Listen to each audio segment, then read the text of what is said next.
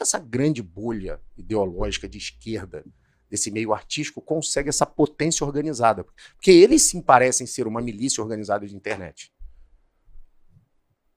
Pois é, um dos principais, é uma pergunta complexa, envolve muita coisa. Eu tenho um dos meus cursos, que é o meu curso mais famoso, se chama O Fim da América, e eu explico como a esquerda conseguiu dominar os Estados Unidos nas mais diversas áreas, e é exatamente a mesma coisa com o Brasil.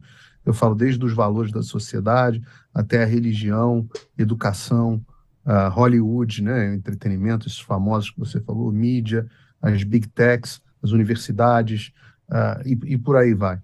Mas a resposta mais curta, talvez o fator preponderante para essa hegemonia que eles têm, são duas áreas. Primeiro, as universidades.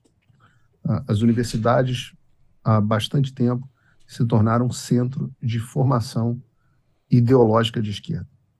E isso vem se agravando nos últimos tempos. É mais grave nas carreiras humanas, mas não é restrito às carreiras humanas. Então, o que acontece? Quando você consegue dominar as universidades, todas as pessoas que chegam a alguma posição de poder, não todas, mas 99% delas, cursaram algum curso universitário.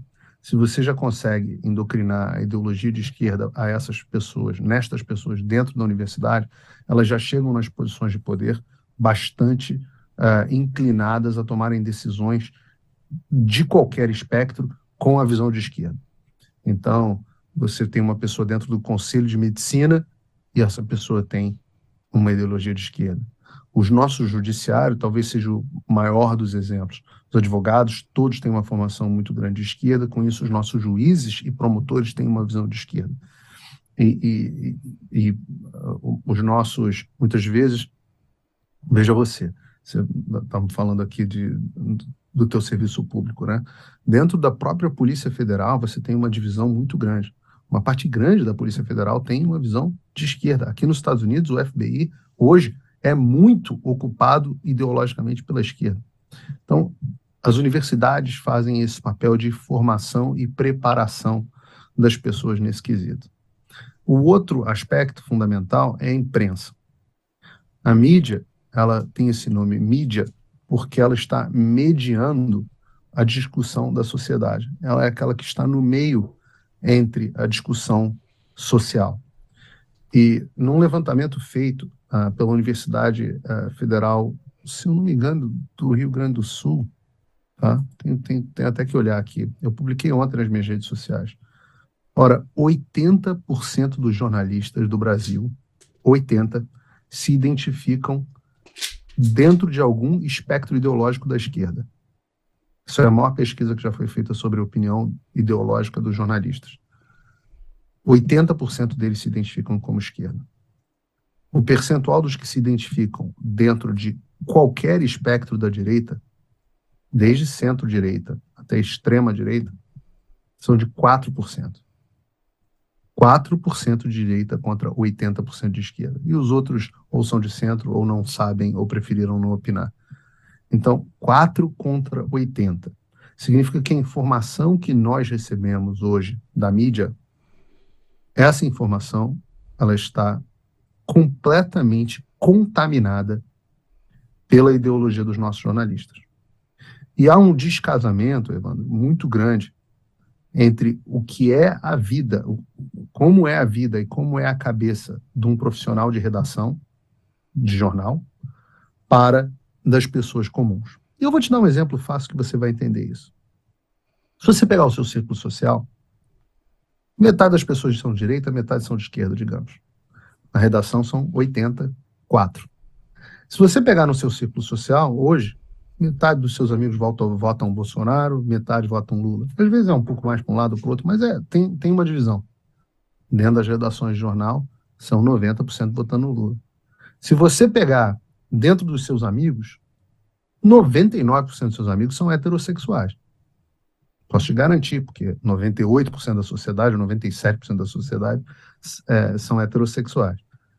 Se você pegar dentro das redações, não, a diferença é muito maior. Até no uso de drogas, tá? A diferença da proporção do uso de drogas, quer ver um outro tema que é absolutamente gritante, Hoje você tem na sociedade brasileira alguma coisa como 40% da sociedade evangélica, 40% da sociedade, 45% da sociedade católica, e você tem as outras religiões, e você só tem 10% de ateus ou agnósticos. Nas redações de jornais, os ateus e agnósticos são 1/3 dos jornalistas. Repara, o importante nessa história não é nem a posição só dos jornalistas, mas o descasamento entre o que há numa redação de jornal e a sociedade.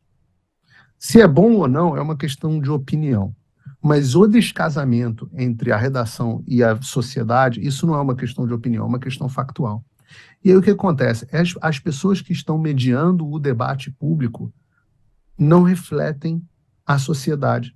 E isso gera uma tensão constante. Porque eles, o jornalista, tem um senso de que isso começou com um cara chamado Walter Lippmann, que escreveu um livro chamado Opinião Pública, em 1922, e ele criou esse conceito de opinião pública, e a ideia de que o jornalista tem uma missão quase que sacerdotal de explicar a realidade para o cidadão. E ele deve filtrar, e daí vem a ideia das construções narrativas, porque se você der os fatos puros e simples, o jornalista acha que o cidadão comum é burro demais para conhecer a realidade pura. Então ele tem que filtrar essa realidade, processá-la e apresentar para o cidadão já filtrada, segundo Walter Lippmann, sob a ótica dos especialistas.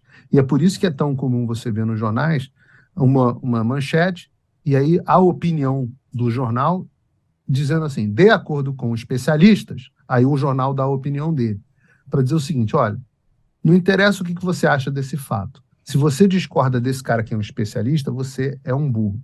Então, soma isso a esse completo descasamento entre o que as pessoas e as redações acreditam, você tem um estado de tensão social constante. Então, isso tem tudo a ver com o que você passou, por exemplo. A realidade não era importante.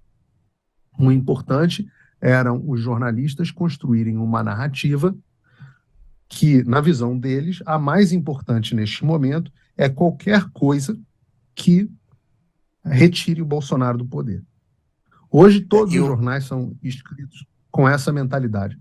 O que nós temos que publicar para tirar o Bolsonaro do poder?